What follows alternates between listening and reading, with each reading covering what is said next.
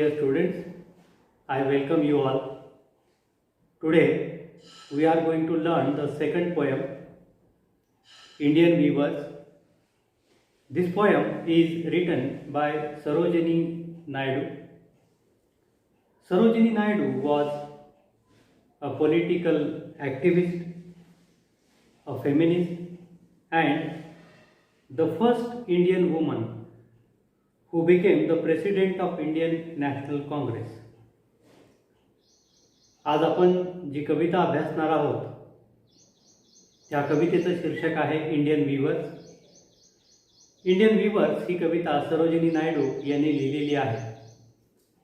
सरोजिनी नायडू या एक राजकीय कार्यकर्त्या तर आहेतच, त्याचबरोबर एक स्त्रीवादी लेखिका आणि भारतीय राष्ट्रीय काँग्रेसच्या पहिल्या महिला अध्यक्ष त्या होत्या.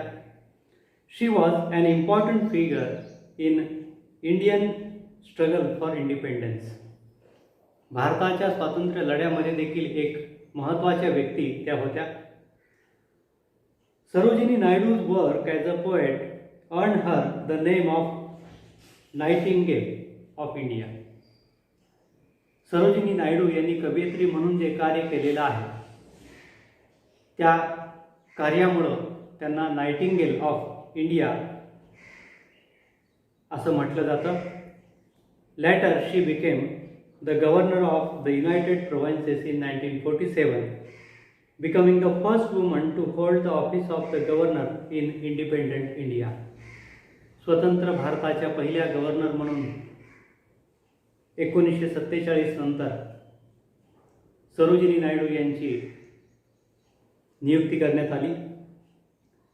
दिस poem Indian weavers is a short poem where she talks about 3 types of garments that the weavers weave at 3 particular times of a day. Indian weavers या कवितेमध्ये कवयित्री 3 वेगवेगळ्या कपड्यांचा उल्लेख करते. जे कपडे विणकर दिवसातील वेगवेगळ्या वेळेमध्ये विणत आहे. Each stanza of the poem represents the 3 important events of human life. या कवितेतील प्रत्येक स्टँजामध्ये आपल्या जीवनातील एक महत्त्वाची घटना कवयित्रींनी सांगितलेली आहे. Birth, adulthood and death. ज्या 3 घटनांचा उल्लेख या कवितेमध्ये आलेला आहे त्या 3 घटना कोणत्या आहेत? जन्म किंवा बालपण, त्यानंतर तारुण्य आणि वृद्धावस्था किंवा मृत्यू. The 3 important events of human life that are described by Sarojini Naidu in this poem are birth, adulthood and death. The colors mentioned in the stanzas are very significant as they indicate the mood related to the events. या कवितेमध्ये कवयित्रींनी जे रंग वापरलेले आहेत किंवा ज्या रंगांचा उल्लेख केलेला आहे ते देखील अतिशय महत्त्वपूर्ण आहेत. या प्रत्येक रंगासोबत एक वेगळी भावना जोडली गेलेली आहे किंवा हा प्रत्येक रंग एक वेगळी भावना दर्शवतो. त्याचं वर्णन या कवितेमध्ये आपल्याला पाहायला मिळतं. Now let us start the poem Indian weavers. There are 3 stanzas in this poem. The first stanza, weavers weaving at break of day. Why do you weave a garment so gay? In the first stanza, the poetess, she asks the weavers, why do you weave a garment so gay? कवयित्री या ठिकाणी विणकरांना एक प्रश्न विचारते की तुम्ही एवढ्या तेजस्वी रंगाचे, एवढ्या भडक रंगाचे कपडे का विणत आहात? The word gay is used here as bright. Gay हा शब्द या ठिकाणी ब्राईट या अर्थाने वापरलेला आहे. Blue as the wing of Helsian wild, we weave the robes of a newborn child. The weavers, they answer that they are weaving the robes of a newborn child. आणि हे विणकर उत्तर देताना सांगतात की ते एका नवजात बालकाचे कपडे विणत आहेत. Blue as the wing of halcyon wild. आणि हे कपडे जे आहेत ते कशा रंगाचे आहेत? निळ्या रंगाचे आहेत. Halcyon is a bird which has bright colourful plumes. Halcyon हा एक पक्षी आहे ज्याचा रंग निळा असतो. The feeling that has been described in this first stanza is the feeling of hopes and expectations. बालपण हे आशादायी त्याचबरोबर अपेक्षेने भरलेलं असतं असं कवयित्रीला या ठिकाणी सांगायचं आहे. Weavers weaving at fall of night. Now in the second stanza, the poetess, she again asks the weavers a question. Weavers, weaving at the fall of night, why do you weave a garment so bright? दुसऱ्या स्टँझामध्ये कवयित्री या विणकरांना असं विचारते की सायंकाळच्या वेळेत तुम्ही हे शुभ्र कपडे का विणत आहात? Like the plumes of peacock, purple and green, we weave the marriage veils of a queen. And while answering the weavers, they say that they are weaving marriage veils of a queen. Like the plumes of peacock, purple and green. The color that is mentioned by the poetess in the second stanza is purple and green. या दुसऱ्या स्टँझामध्ये कवयित्रीने ज्या रंगाचा उल्लेख केलेला आहे तो रंग कोणता आहे? जांभळा आणि हिरवा. And the weavers they say that we weave the marriage veils of a queen. आणि ते विणकर सांगतात की आम्ही लग्नाचे कपडे विणत आहोत. Marriage veils of a queen असा उल्लेख या ठिकाणी आलेला आहे. म्हणजे लग्नामध्ये वधू जी असते ती एखाद्या राणीसारखी दिसते. The poetess is trying to describe here the second important event in our life, that is marriage.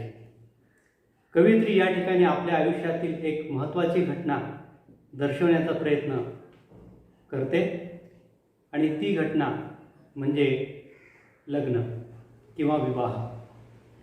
प्रत्येकाच्या आयुष्यामध्ये विवाह ही एक महत्त्वाची घटना असते आणि जो रंग या घटनेकरिता कवयित्रीने या ठिकाणी दर्शवलेला आहे तो काय दर्शवतो? The colour purple and green. This colour indicates happiness, celebration. म्हणजे ज्यावेळेस एखाद्या व्यक्तीचं लग्न ठरतं त्यावेळेस त्या व्यक्तीची भावना कशी असते, त्याचा मूड कसा असतो? तर त्याचा मूड सेलिब्रेशनचा असतो, उत्सवाचा मूड असतो, आनंदाचा मूड असतो. आणि purple and green, these two colors, they indicate celebration and happiness. मोरपंखी रंग असा आपण त्यास म्हणतो. म्हणजे मोराचे जे पंख आहेत त्या रंगाकडे जर आपण पाहिलं तर तो रंग अतिशय आनंददायी किंवा उत्साही आपल्याला दिसतो. पदरावरती जर तारीच्या मोर नाच राहावा हे आपण अनेक वेळा ऐकलेलं आहे. आणि वधूच्या अंगावर अनेक वेळा आपण पाहतो की मोरपंखी रंगाची साडी घातलेली असते आणि या साडीमध्ये ती जणू राणीसारखी दिसते. So here the weavers they are weaving the marriage bells of a queen. या ठिकाणी विणकर जे आहेत ते अशा प्रकारे वधूसाठी कपडे विणत आहेत असा उल्लेख कवयित्री या ठिकाणी करते. Now let us see the third stanza. Weavers, weaving solemn and still. What do you weave in the moonlight still? तिसऱ्या स्टँजामध्ये कवयित्री या विणकरांना असा प्रश्न विचारते की एवढ्या गंभीरपणे, एवढ्या शांतपणे आणि एवढ्या थंड वातावरणामध्ये रात्री उशिरा तुम्ही काय विणत आहात? White as feather and white as cloud, we weave the dead man's funeral shroud. आणि विणकर कवयित्रीला असं उत्तर देतात की आम्ही पांढऱ्या रंगाचे कपडे विणत आहोत. व्यक्तीचा ज्यावेळेस मृत्यू होतो त्यावेळेस पांढऱ्या कपड्यामध्ये त्याला गुंडाळलं जातं. तर हा पांढरा कपडा विणण्याचं काम विणकर या ठिकाणी करत आहे. The poetess has used white color to indicate death or the last stage of our life, that is old age. कवयित्रीने या तिसऱ्या स्टँजामध्ये वृद्धावस्थेचं वर्णन करण्याकरिता किंवा मृत्यूचं वर्णन करण्याकरिता पांढऱ्या रंगाचा उल्लेख केलेला आहे. She has used white color, white as feather and white as cloud. म्हणजे पांढरा रंगाचा उल्लेख करताना कवयित्री या ठिकाणी पंखाप्रमाणे पांढरा किंवा व्हाईट एज क्लाउड, ढगाप्रमाणे पांढरा असा उल्लेख कवयित्री या ठिकाणी करते. पांढरे ढग जे असतात ते वाऱ्याच्या दिशेने हळूहळू लुप्त होत जातात. त्याचप्रमाणे आपलं आयुष्य देखील उतार वयामध्ये, वृद्धावस्थेमध्ये हळूहळू लयाला जातं आणि आपला मृत्यू होतो. In the third stanza the poetess has tried to describe death और old age. Now we have seen that in this poem each stanza represents 3 important events of human life. आता आपण पाहिलं की या कवितेमध्ये 3 स्टँजामध्ये कवयित्रीने 3 वेगवेगळ्या महत्त्वाच्या घटनांचा उल्लेख केलेला आहे. Birth, adulthood and death. म्हणजे जन्म किंवा आपलं बालपण, तारुण्यावस्था आणि वृद्धावस्था किंवा मृत्यू. I hope you might have understood this poem well. Read this poem once again to understand it better. We shall stop here. We shall continue in the next video. Till then, goodbye. Have a nice day.